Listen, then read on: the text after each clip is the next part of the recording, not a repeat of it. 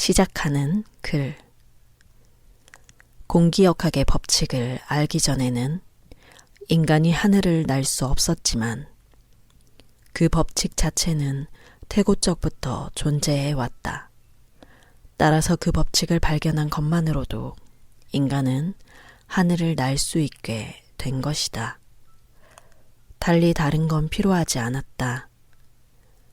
우주는 이 같은 정교한 법칙들로 지배되고 있기에 설사 자유선택권이 있다 해도 우연에 좌우되는 건 아무것도 없다. 하지만 우리는 이 법칙들 대다수를 여전히 까맣게 모르고 있다. 전체로서 인류는 영적 각성의 시대로 들어섰으며 그중 몇몇 무리들은 이미 잠에서 깨어나 자신에게 몇 가지 질문들을 던지기 시작하고 있다. 물론 모두가 그런 건 아니다. 우리가 본질상 의식의 균열을 목격하게 되는 까닭이 여기에 있다. 한편에는 그 대가가 무엇이든 기존의 것에 집착하는 사람들이 있고 다른 한편에는 새로운 지평을 개척해가는 사람들이 있다. 이 모든 것들은 물론 정확히 설계에 따라 이루어지고 있다. 지금 지구에는 변화의 바람이 불고 있다. 인간의 마음은 뻗어가고 자라고 있지만 그와 더불어 점점 더 심해지는 고통을 인간에게 나눠주는 사람은 우리 자신 말고는 없다. 여러분 중 상당수가 백인백색의 개념인 뉴에이지라는 용어를 들어본 적이 있을 것이다. 하지만 이 개념의 참된 중요성을 진실로 이해하는 사람은 드물다. 아마도 그 까닭은 이 개념이 주로 세 방향에서 왜곡되어 왔다는 사실에서 찾을 수 있을 것이다. 첫째는 대중매체들이 광활한 우주과정의 조짐들을 전혀 깨닫지 못한 채 그것을 경멸하는 프로그램들을 자주 화면에 내보내고 있다는 것이다. 이것은 심리학과 1학년생이라도 인정할 가장 오래되고 가장 뿌리 깊은 두려움의 징후인 공격성의 확실한 표출이다. 우리는 자신이 이해하지 못하는 것을 보면 불안한 나머지 무효화시키려고 애쓰게 된다. 두 번째는 많은 사람들이 느끼는 진리에 대한 갈증을 알아차리고 그것에서 동료 인간들을 쥐어짜 떼돈을 벌어들일 기회를 포착한 상업가들이 반면의 진실, 기적의 치료법, 플라스틱 피라미드, 비밀 우주기지 지도, 피할 수 없는 운명의 날을 대비하는 구명용구 따위에 한결같이 뉴에이지라는 이름을 내세운다는 것이다. 셋째로 우리는 지금 소위 구루, 힌두교의 승려 혹은 정신적 지도자, 구루 신드롬을 보고 있다. 사이비 종교들, 비밀스런 창시파들, 심령 카운셀러와 영적 치유자들, 뉴에이지 워크숍들이 비온 뒤의 독보서처럼 번져가고 있다. 하지만 이런 것들 대부분은 주로 무대 조명을 받지 않는 곳에서 자기 희생적인 방식으로 진지하게 일하는 소수의 정통파 개인과 집단들을 불신하게 만드는 결과를 가져올 뿐이다. 그리하여 우리는 두 종류의 뉴에이지를 대하고 있다. 하나는 새로운 또 하나의 교조를 만들어내면서 갈구하는 많은 영혼들을 딴죽을 걸어 넘어뜨리는 수백만 달러짜리 국제 사업이니 바로 이런 게 신을 상업화하면서 목마른 영혼들에게 돈을 긁어내는 존재 사업이란 것이다. 또 다른 하나는 이 우주에서 가장 조용하고 가장 강력한 과정으로 인간의 가슴을 바꾸고 영혼을 본래의 기온으로 돌아가게 하는, 즉 인간을 실체에 눈뜨게 하는 가장 성스럽고 거룩한 에너지다. 인류는 지금 널리 의식의 깨우침을 준비하고 있다. 이제 사회의식의 시대는 가고 초월의식의 시대가 탄생하려 하고 있다. 하늘에서처럼 땅에서도 우리가 사는 지구와 우주 자체가 진동수를 높여가는 지금, 그것의 일부인 우리가 계속 그 일부로 남아있으려면 저항하지 말고 흐름에 따라 움직여야 한다.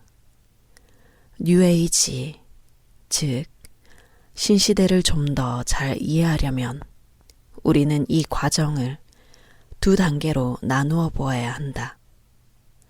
첫 단계는 인류가 참으로 진귀한 이 사건을 준비하는 시기고, 두 번째 단계는 실제로 사건이 일어나는 시기다. 이중 준비 시기가 신성한 의도와 함께할 그야말로 마지막 기회를 인류에게 제공하는 지금 우리 시대이다. 우리 시대의 놀라운 인구 증가에 대한 설명은 여기에서 찾을 수 있다. 우리 문화의 2000년 주기가 끝나고 어둠의 시대가 빛의 시대로 바뀌기 전에 마지막으로 올바른 선택을 내릴 기회를 가지려는 많은 영혼들이 환생을 서두르는 데서 말이다. 영혼은 어둠의 시대에만 진화할 수 있다. 오직 어둠의 시대에만 두려움과 사랑 사이에서 선택할 수 있기 때문이다. 다가올 사건에 대한 세세한 설명이 아니라 이 웅장한 변화에 우리 자신을 다시 맞추도록 돕는 것이 이 책의 목적이긴 하지만, 그럼에도 불구하고 다가올 변화의 성격과 목적을 어느 정도 알아두는 건 역시 대단히 흥미롭고 유용한 일일 것이다.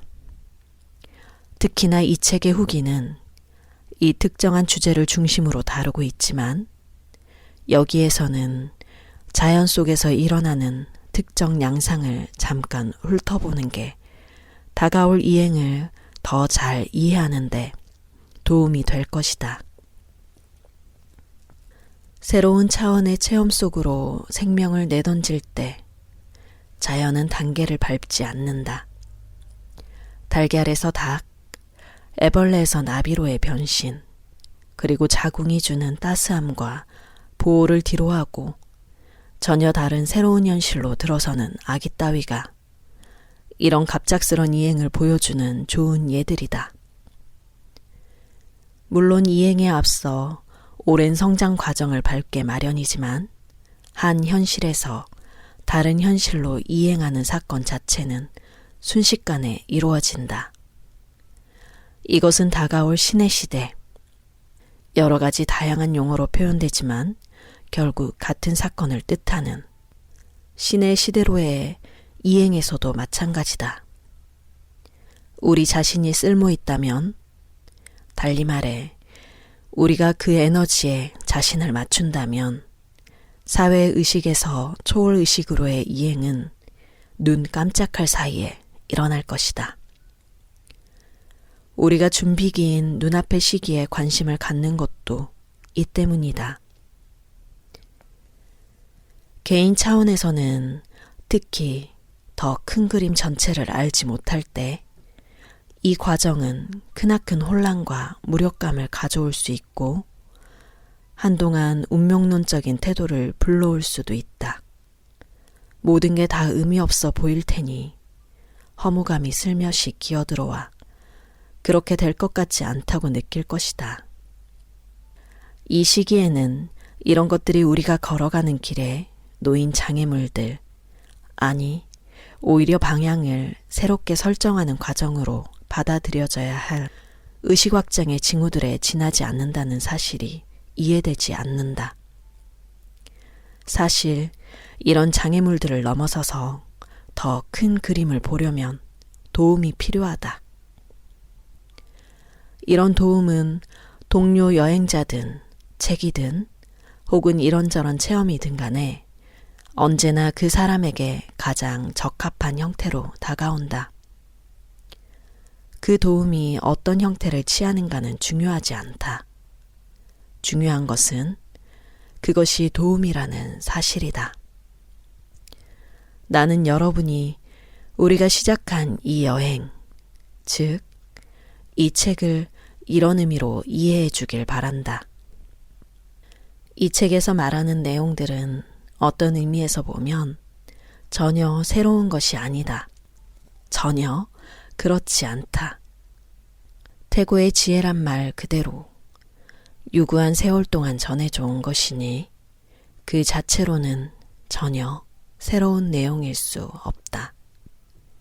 다만 같은 음악이라도 어떤 사람은 연주회장에서 피아노로 연주되는 걸 더 좋아하지만 다른 사람은 신새벽 산봉우리에서 플루트로 연주되는 걸 더 좋아하듯이 내용은 같더라도 사람마다 더 끌리기도 하고 덜 끌리기도 하는 표현 형태가 있게 마련이다.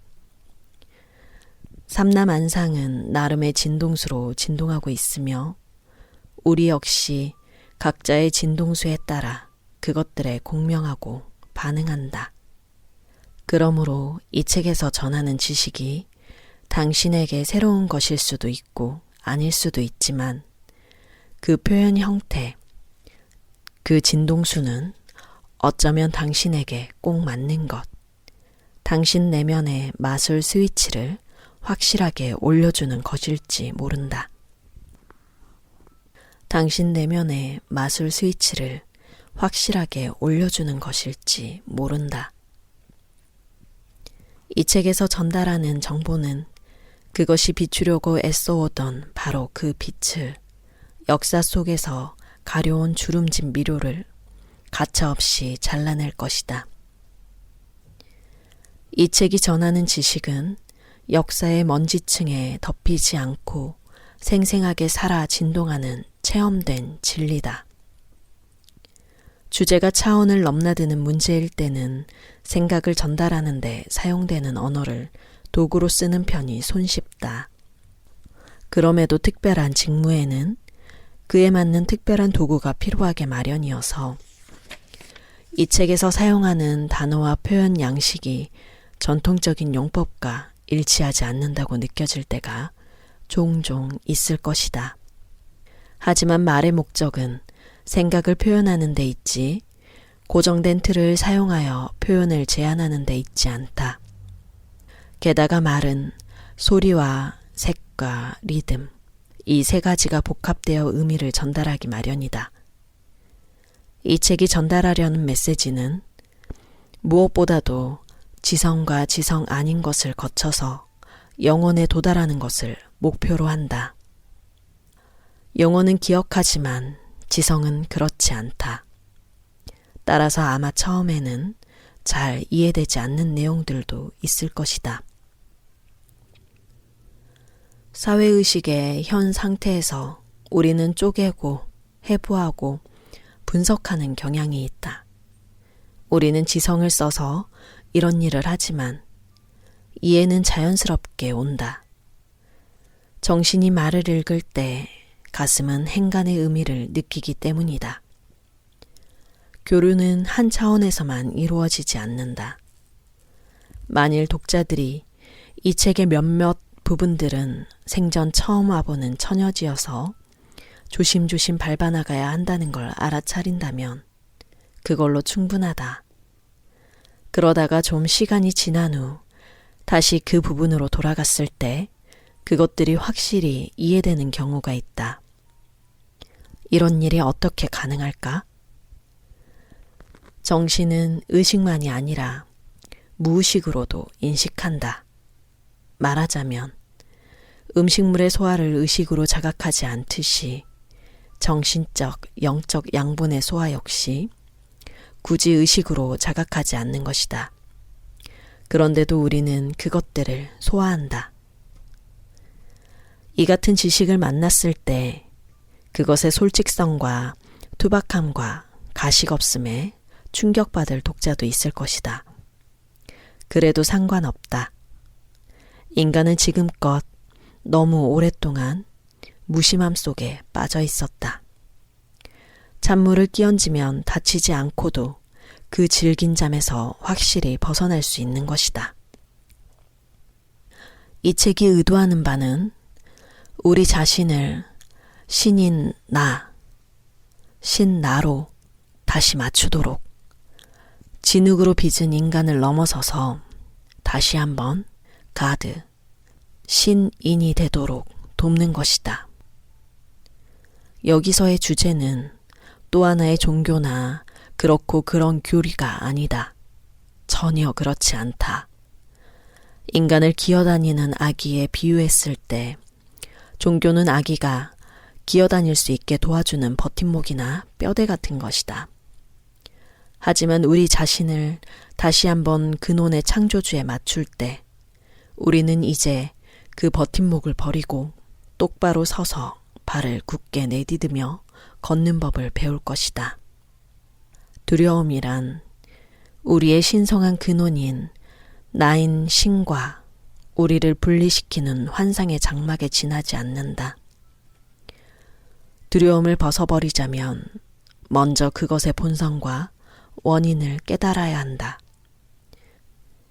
이 책은 비길 데 없이 성스러운 이 과업을 해내기 위해 먼저 우주의 근본을 설명하고 그것들의 확실한 적용을 위한 보다 상세한 설명으로 나아갈 것이다. 이를 위해 우리는 샛길로 빠지지 않도록 최대한 신경 쓰면서 아무리 흥미있는 것일지라도 특정 개념들을 애써 규정하거나 주변 문제들을 너무 자세히 파고들려는 경향은 피하고자 한다. 이 책의 전개 방식에는 참된 인식이라는 우리 의식의 장대한 도구를 발달시키기 위해 일부러 깔아놓은 분명한 패턴이 있다. 참된 인식은 잠과 깨어남 사이를 이어주는 다리다. 일단 참된 인식이 이루어지고 나면 이 다리를 건너는 일은 기쁨에 찬 춤을 추는 것과도 같을 것이다. 따라서 마음을 옆길로 새게 만들 뿐인 멈춰서서 장미향기를 맡아보려는 모든 유혹은 무시한다. 이 강의의 목표는 너무나 정교해서 우리가 이제부터 시작하려는 여행의 목적지에 도달하지 못하는 경우란 있을 수 없다. 그러고 나서 일단 우리의 새로운 통찰력이 현실 속에 자리 잡게 되면, 즉 그것을 일상생활 속에 받아들이고 나면 우리는 이 원리들이 실제로 작용하니 놀랍게도 진리는 참되다는 것을 깨닫는 굉장한 발견을 하게 될 것이다. 그때 우리는 자신의 공고함과 고통의 원인이 우리가 무지해서 그 지식의 열매를 거부해온 데 있음을 깨달을 것이다. 내가 내 정원에 있는 벚나무의 존재를 모르는데 어찌 벚지 열매를 수확하길 기대할 수 있겠는가? 그야말로 결실 없는 상황인 것이다. 그런데 법칙에 친숙해지는 것과 그것을 실제로 적용하는 건 전혀 다른 문제이다. 다시 말해, 벚나무에 대해 아는 것만으로는 충분하지 않다. 심지어 벚지 열매를 수확하는 것으로도 충분하지 않다. 오직 그 벚지 열매를 맛볼 때만 우리는 벚지에 대해 알 수 있다. 우주 법칙의 의미, 그 체험은 우리에게 궁극의 지식을 준다. 그러려면 우리는 먼저 그런 법칙들의 존재 자체를 알아야 한다. 따라서 실제로 중요한 것은 이 지식에 접근하는 우리의 태도다. 우리는 우리가 준 것을 되돌려 받게 마련이다. 물론 그런 건 이미 다 알고 있다고 확신하더라도 상관없다. 그건 그냥 컵이 가득 차서 더 이상 채울 수 없다는 뜻일 뿐이니까 말이다. 하지만 우리가 개념과 독단과 견해와 지금껏 자신을 노출시켜온 온갖 사회 상황들로 가득한 자신의 컵을 비울 수 있을 때, 혹은 가득 차 있지만 마실 때마다 소화불량으로 고생한다는 걸 깨달을 때 우리는 고됨과 평범과 위선에서 목적과 방향과 성취와 기쁨으로 가득한 삶으로 바꿀 온전한 기회를 가질 것이다. 일단 진리의 본질을 자기 것으로 만들고 난 사람은 모든 두려움의 공통 원인을 깨달아 더 이상 두려워하지 않게 되므로 자신이 가졌던 사고체계가 믿을 수 없음을 깨닫게 된다. 그럴 때 공급부족이라는 환상은 그냥 흩어져 사라지고 만다. 독자 여러분은 아무런 두려움도 염려도 없는 마음 상태를 어렴풋이나마 짐작할 수 있겠는가? 신과 더불어 평화로운 가슴을 우리가 가슴 속에 그 끔찍한 공허를 마주한다면 그토록 덮어버리려고 애쓰면서 수천 가지 의미 없는 행동들에 의미심장한 이름들을 붙이고 난 뒤 그것들의 중요성을 실제로 믿어버리는 행동들로 가득한 그 공허를 마주한다면 어떻게 될까? 또 우리가 이 내면의 공백을 용감하게 직시하고 생전 처음으로 그토록 갈망하던 평온을 우리 영혼에게 가져다주는 목표의식과 방향 감각으로 이 공백을 채우기 시작한다면 어떻게 될까? 그것은 우리 자신에게 달려있다. 하지만 앞에서 말했듯이 이런 진리들을 손에 넣자면 뭐니뭐니 해도 활짝 열린 마음과 예리한 자각이 필요하다. 아마도 틀림없이 많은 사람들이 여기서 이야기하는 내용들 대부분을 믿지 못할 것이다. 그래도 전혀 상관없다. 여기서 필요한 건 진리를 인정하는 것이 아니라 그것에 익숙해지는 것이다. 사실 이것이 바로 진리가 작동하는 방식이다. 언제인가 기존 틀로는 맞지 않거나 별 도움이 되지 못하는 상황을 경험할 때 우리는 여기서 익숙해졌던 진리를 기억해낼 것이다. 그런데 놀랍게도 그것이 들어맞고 도움을 주고 해명해준다. 말하자면 우리의 믿음을 굳혀주는 적용을 경험하게 되는 것이다. 따라서 열린 마음이야말로 가장 중요한 전제 조건이다. 순수한 마음으로 새로운 영역을 개척해보고 싶어하는 사람들조차 새로운 사상이나 마음속에 새겨두었던 정신적 감정적 홈들을 지우는 상황에 직면할 때는 엄청난 저항을 느끼는 법이다.